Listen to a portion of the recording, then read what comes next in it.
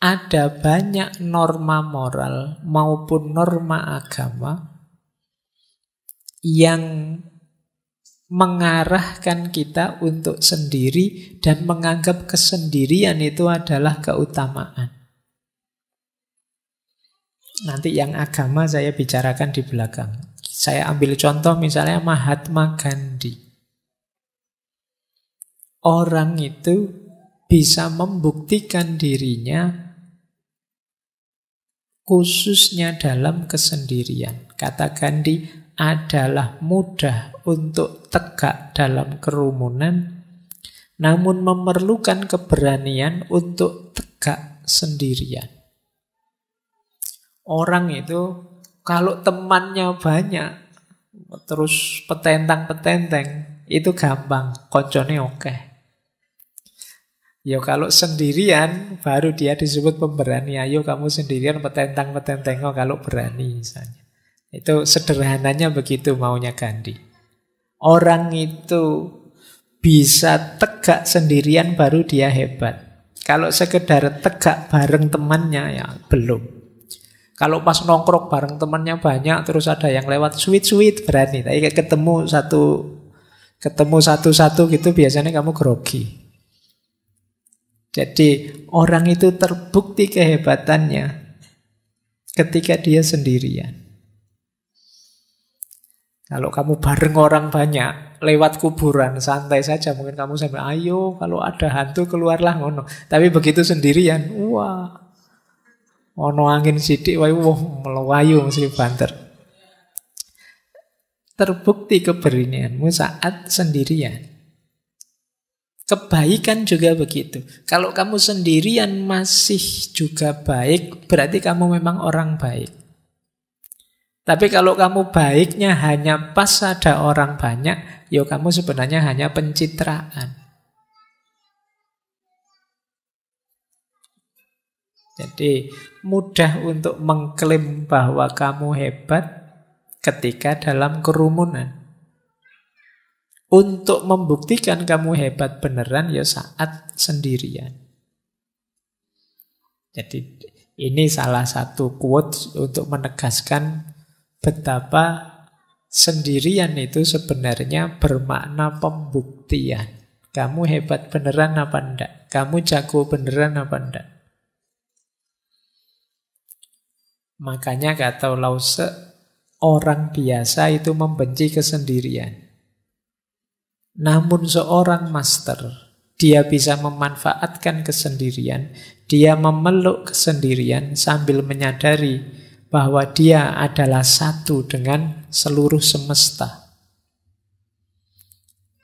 Jadi kesendirian bermakna pembuktian diri. Saatnya kalian tampil, ya sendiri. Kalau saatnya kalian tampil kok banyak orang, kamu tidak akan terlihat. Eksis itu dirimu sendiri. Semakin banyak orang yang menopangmu, ya kamu dianggap belum terlalu eksis. Untuk menegaskan bahwa kamu eksis, ya ketika kamu sendiri pun ternyata bisa tegak. Jadi jalan keutamaan lewat aspek sendirian ini membuktikan bahwa kita ini memang benar-benar mampu, benar-benar bisa. Jadi secara positif, kesendirian bisa bermakna pembuktian. Lanjut. Secara positif juga, kesendirian bisa bermakna kebebasan.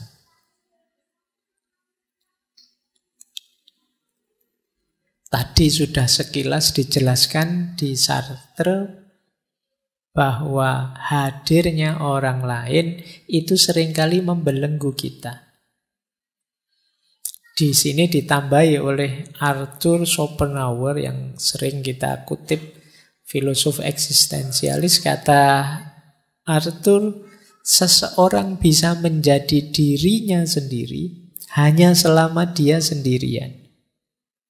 Dan jika dia tidak menyukai kesendirian, dia tidak akan menyukai kebebasan. Karena hanya ketika dia sendirian, dia benar-benar bebas. Ini bebas ini maknanya dua. Bebas dalam arti kita bisa melakukan apapun tanpa terhalangi, atau bebas dalam arti kita bisa melakukan apapun tanpa bantuan orang lain. Jadi ini pembuktiannya lewat apa? Lewat kesendirian. Mampu apa tidak sendirian. Dan diilustrasikan dengan unik oleh Leonardo da Vinci. Kata Leonardo da Vinci, jika engkau sendirian, engkau sepenuhnya memiliki dirimu sendiri. Jika engkau ditemani oleh satu pendamping, engkau hanya memiliki sebagian dari dirimu sendiri, bahkan kurang, sebanding dengan kesembronoan perilakunya. Dan jika engkau memiliki lebih dari satu pendamping, engkau akan jatuh lebih dalam ke dalam penderitaan yang sama. Kalau kita sendiri, kita memiliki diri kita utuh.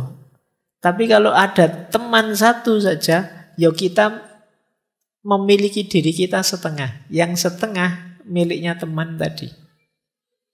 Kita kan berusaha mengadaptasikan dengan teman.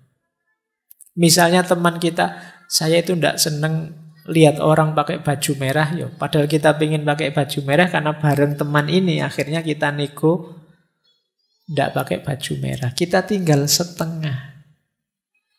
Ada teman kok nginep di kos, tiba-tiba bilangnya, saya kalau lampu nyala tidak bisa tidur.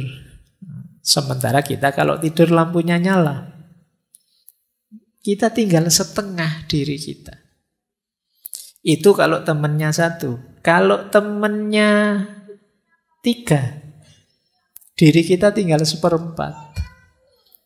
Nego dengan 4 teman ini mungkin maunya beda-beda. Saya tidak bisa tidur kalau tidak lampu disco. Saya tidak bisa tidur kalau tidak lampu, misalnya. Apa tidak puyeng kamu? Akhirnya semalam tidak tidur itu mikir lampu. Jadi semakin banyak orang ya semakin banyak negosiasi-negosiasi. Kalian harus menemukan intersubjektivitas, kesepakatan bersama. Semuanya bilang saya tidak bisa tidur kalau begini, saya tidak bisa tidur kalau begitu. Ya sudahlah, kita semua malam ini tidak usah tidur. Kita ngobrol saja. Ini negosiasi. Dalam hidup bersama memang begitu.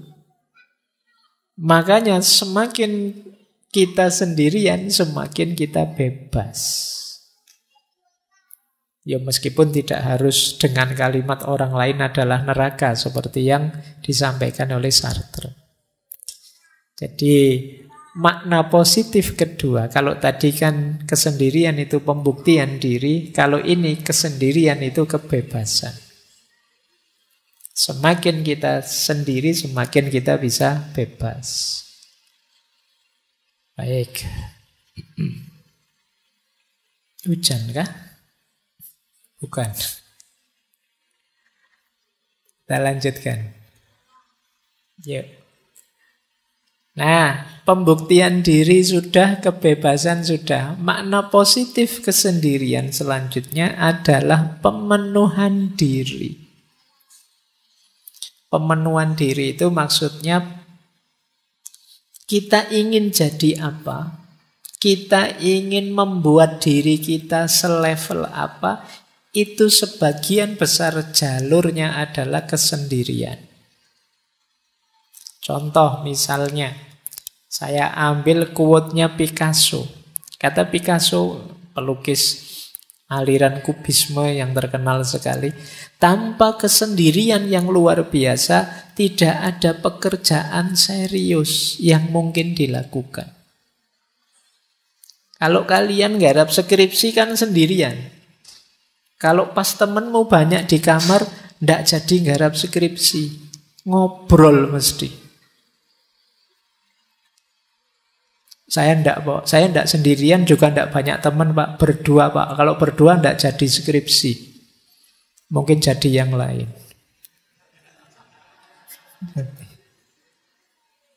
Jadi, kalau ingin berkarya, kata Picasso, yang luar biasa, bukan karya yang sekedar ada, kita perlu kesendirian. Tanpa kesendirian yang luar biasa, tidak ada pekerjaan serius yang mungkin dilakukan. Dan ini dikuatkan oleh Buddha. Kalau ini spiritualitas, tidak ada yang menyelamatkan kita kecuali diri kita sendiri. Tidak ada yang bisa, tidak ada yang mungkin bisa. Kita sendiri harus menempuh jalan itu. Ini dalam dunia spiritual juga begitu. Kalau kita tidak berjalan menuju Allah sendiri, sehebat apapun guru kita, sedahsyat apapun torekot kita, aliran kita, tidak terlalu manfaat. Kalau kitanya sendiri tidak jalan. Jadi perjalanan spiritual pun sendirian. Meskipun ada yang ngasih petunjuk, ada yang nuntun, ada yang menemani, tapi masing-masing berjalan di jalannya sendiri-sendiri. Tidak bisa diwakilkan.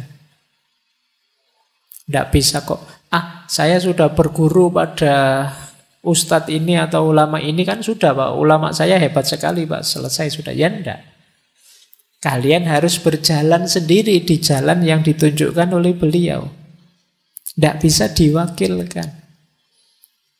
Jadi perjalanan spiritual pun ternyata juga perjalanan yang sendiri. Bahkan katanya Orhan Pamuk, yang teman-teman mungkin pernah baca novelnya, beliau novelis dari Turki. Kata beliau, aku butuh sakitnya kesepian untuk membuat imajinasiku berhasil. Nah, mungkin kalau ada teman-teman yang ingin jadi sastrawan, nulis novel, coba nikmati sakitnya kesepian. Kata Pamuk, justru di situ imajinasiku main, liar. Dalam kesepian. Ya, karena memang kalau banyak teman, saya tidak membayangkan apa kalian bisa nulis novel kok terus banyak teman rame sambil ngobrol, sambil ngopi, sambil itu tidak jalan. Jadi imajinasi kita hidup dalam sakitnya kesepian. Itu kata Pam. Bahkan kata Goethe, dulu pernah kita bahas beliau, jiwa yang melihat keindahan terkadang secara otomatis berjalan sendirian. Orang yang menemukan sesuatu yang indah, biasanya dia tidak pakai mikir lagi, ingin meraih yang indah itu, meskipun banyak orang lain menganggap itu tidak indah. Tapi karena aku sudah menemukan keindahannya, ya otomatis aku terdorong untuk bergerak ke sana. Jadi jiwa yang melihat keindahan terkadang berjalan sendiri. Berjalan sendiri otomatis mengejar keindahan itu.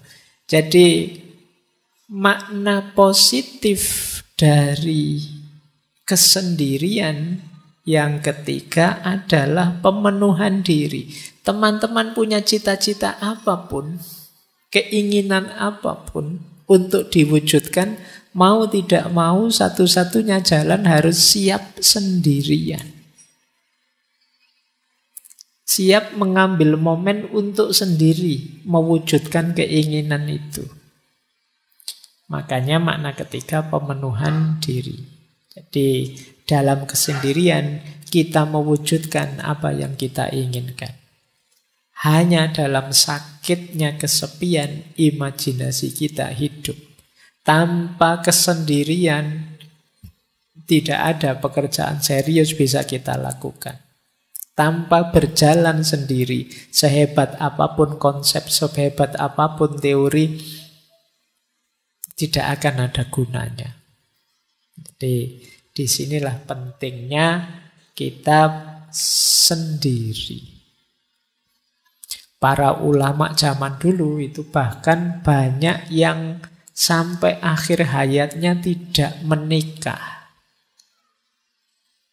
Meskipun jangan dipakai alasan teman-teman.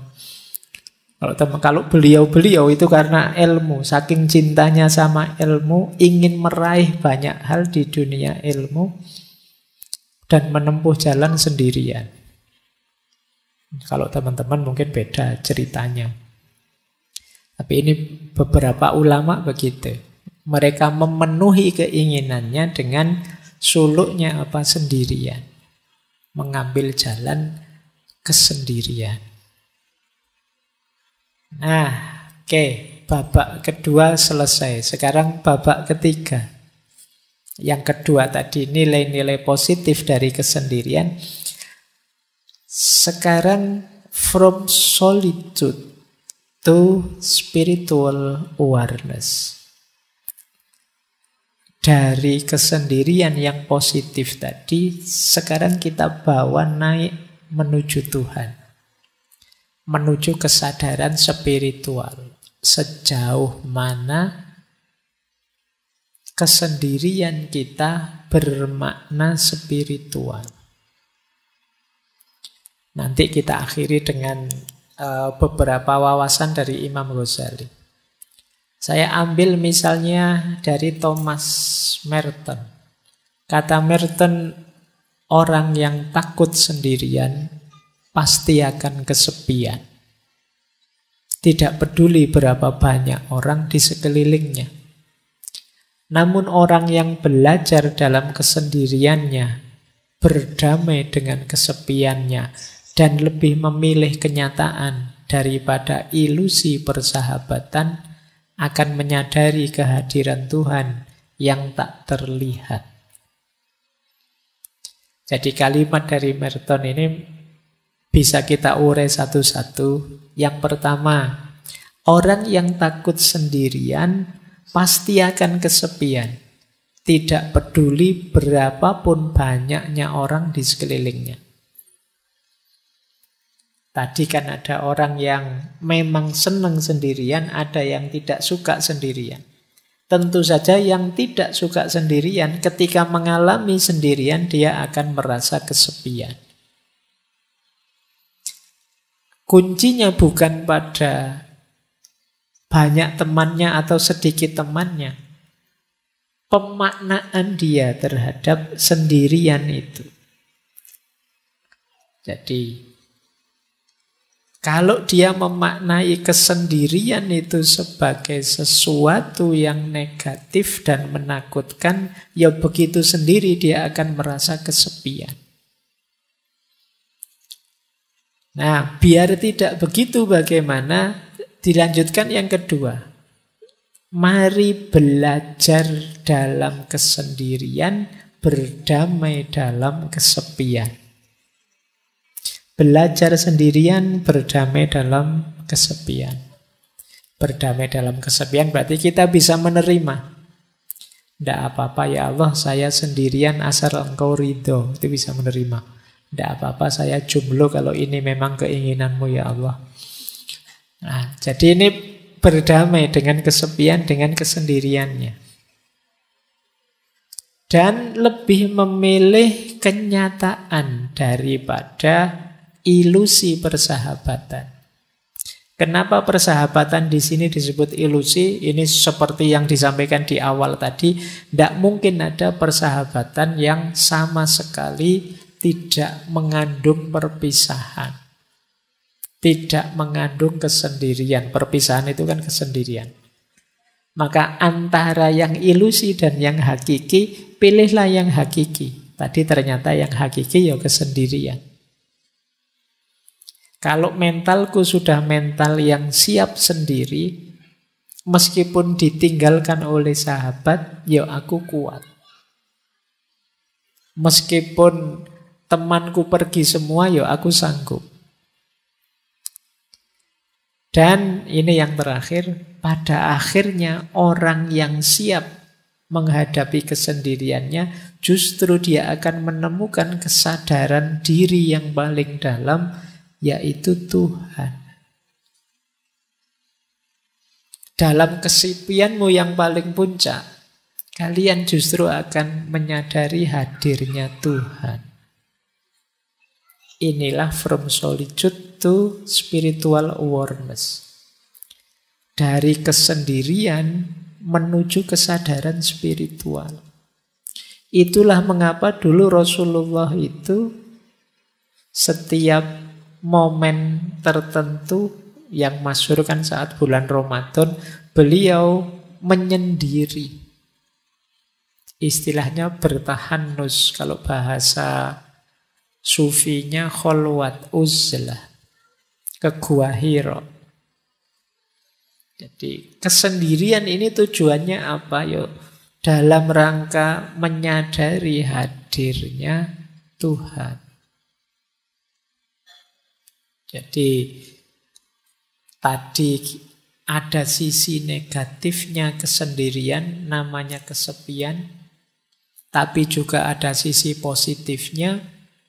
Dan sekarang sisi yang positif itu kita bawa berjalan ke ranah spiritual. Kita lanjutkan, belajar lagi. Kata Osho lagi tadi, Osho sudah kita kutip ya. Perjalanan ke dalam diri adalah perjalanan menuju kesendirian yang absolut. Engkau tidak dapat mengajak orang lain ke sana bersamamu. Ini sama dengan Hermann Hesse yang menulis novel tentang Buddha. Kita harus menjadi sendiri, sangat sendiri. Lalu kita menarik diri ke dalam diri yang terdalam.